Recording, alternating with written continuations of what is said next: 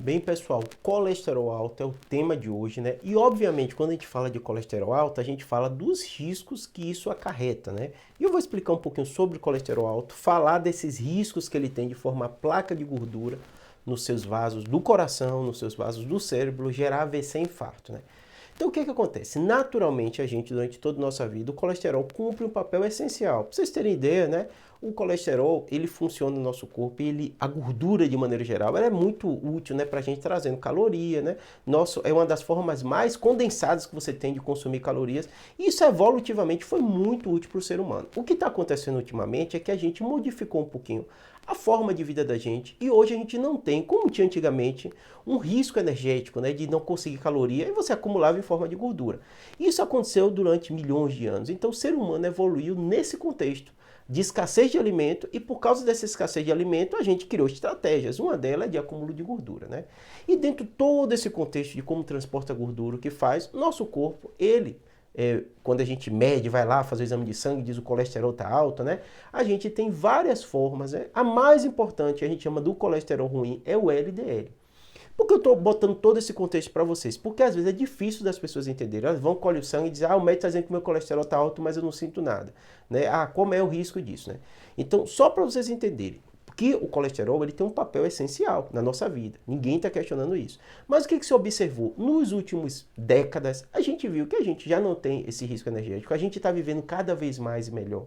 E a gente começou a identificar quais são os problemas que estão levando as pessoas a morrer. E um dos mais importantes, o mais importante é doença cerebrovascular e doença cardíaca, justamente por formação dessa placa de gordura que obstrui os vasos do coração ou do cérebro e dá o AVC e o infarto. E começou a se estudar por que isso acontece. E um dos fatores preditores, um dos fatores que mais a gente sabe que a pessoa pode ter esse problema é justamente o colesterol alto. Claro que tem outros, né? E normalmente eles vêm junto, né? Pressão alta, a obesidade, né? A diabetes, porque ela acelera esse processo de envelhecimento do vaso e acúmulo de placa de gordura, né?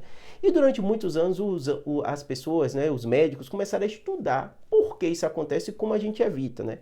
E um dos fatores que se observou, né, e já tem estudos, a gente fala assim de milhares de pessoas estudadas por muitos anos, né, mostrou que o LDL, que é tido como colesterol ruim, que todo mundo fala popularmente, né? Além dos outros colesterol, o próprio colesterol total, né? O triglicérides também pode trazer uma série de prejuízos. Ele acelera esse processo de formação de placa de gordura no vaso e faz você ter AVC mais cedo. Então, hoje em dia, quando o médico fala para você, seu colesterol tá alto, né? Muitas vezes a gente coloca, tem vários tipos de scores, né? Mas tem uns scores que a gente bota de risco cardiovascular, de você ter um infarto e um AVC se você continua com aquele colesterol alto dentro da sua idade, seu contexto, seu fator de risco, é obeso, é hipertenso, a idade é homem, mulher, e o médico prevê que caso você não faça nada, aquela pessoa tem uma chance altíssima de ter um AVC ou um infarto. E o que é que o médico faz? Dá um remédio para baixar.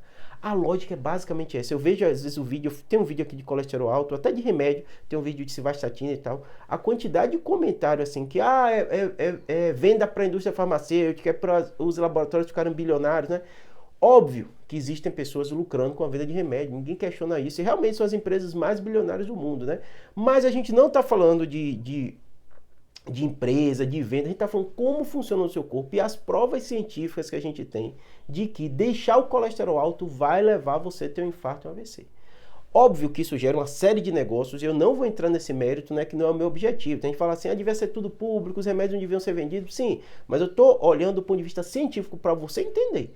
Porque do ponto de vista prático, se você mantém o seu colesterol alto por muito tempo, você tem uma chance altíssima de ter um infarto e um AVC. E meu objetivo aqui do ponto de vista médico-científico é justamente essa preservação da vida.